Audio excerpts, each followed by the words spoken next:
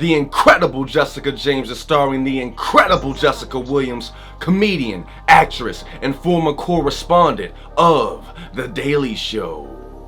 Williams had a heavy influence on her character, who is a struggling playwright living in New York City. And from the opening scene, Jessica Williams is putting on a tour de force. She's funny, witty, blunt, and sarcastic. She's getting over a recent breakup with her ex Damon, played by Lakeith Stanfield. You may know him from the FX show Atlanta. And as you know, breakups are never pretty, so she's going through it. In the first scene, Jessica is using some random guy she met off Tinder in a ploy to make Damon jealous. She, along with said Tinder mates, are at a bar that Damon frequents on Fridays. As you can imagine, she is there on a Friday with the intention of ruining Damon's night. And right on time, Damon swoops in with a new chick. Jessica's super salty. Salty submarine, salty sandwich, saltine cracker. Jessica's all trying to pack Damon's bags for a guilt trip. She's all like, "It only took you 2.5 months to move on." Damon replies, "It was actually 3.5 months.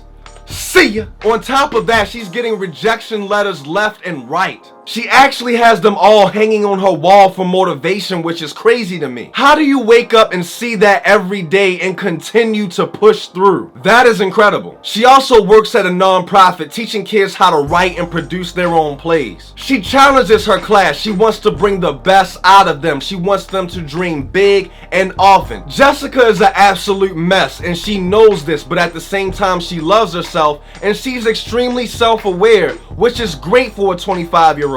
Later, her best friend Tasha hooks her up on a blind date with this guy named Boone, and they are complete and utter opposites. She loves theater. He knows nothing of theater. He creates apps. She don't care. She loves karaoke. He hates karaoke. This date's saving grace is a brutally honest game of 21 questions. The dialogue in this conversation, like throughout the film, is clever and humorous. This is kind of what I imagine dating in a 2017 New York with two people from totally two different backgrounds to be like. Her apartment is super dope, looks like Tumblr wallpaper, posters, diplomas, motivational quotes, family pictures. She has it all on the wall. And as an aside, I enjoy taking in all the bright and pungent colors on the screen. On NPR, Jessica said there was intentionally no mention of race in this movie. Growing up, she was told that she was pretty for a black girl, well read for a black girl. She wore Vans, read Harry Potter, and watched Lizzie McGuire. As a result, she wanted this Jessica to be able to live in a space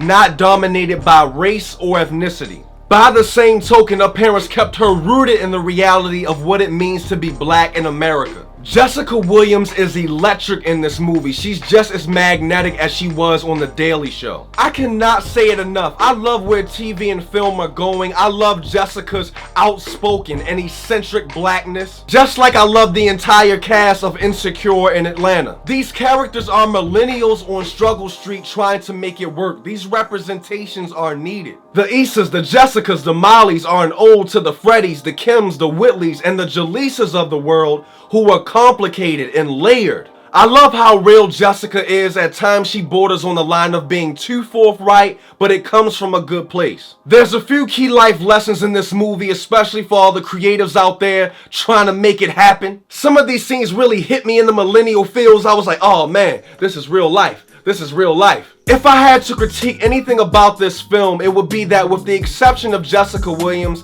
and a few kinks here and there, there's nothing unique about it. Damon, Boone, and Tasha all have a few moments where they shine, but everyone and everything, including the story, takes a backseat to the amazing talent of Jessica Williams. Just in general, I wanted the movie to go deeper into the main characters. After watching this, I got the same feeling I did after watching Dear White People in the movies, where we're introduced to these characters, given a little bit of background, but none of this feels complete. And in my humble opinion, the incredible Jessica James, just like Dear White People, was served better as a TV series so that the characters and the story can be fully explored. I'm giving the incredible Jessica James a 7.5. So what do you think about the incredible Jessica James? Let me know, comment below. If you like this video, press like and share on this video. If you enjoy what I do and would like to see more of it, pledge $1 to my Patreon page. This keeps me out of the Hunger Games and in front of your face. We got more movie reviews coming your way, and we got more book reviews coming your way, and we got more of that random stuff. coming your way. I'm in the bathroom.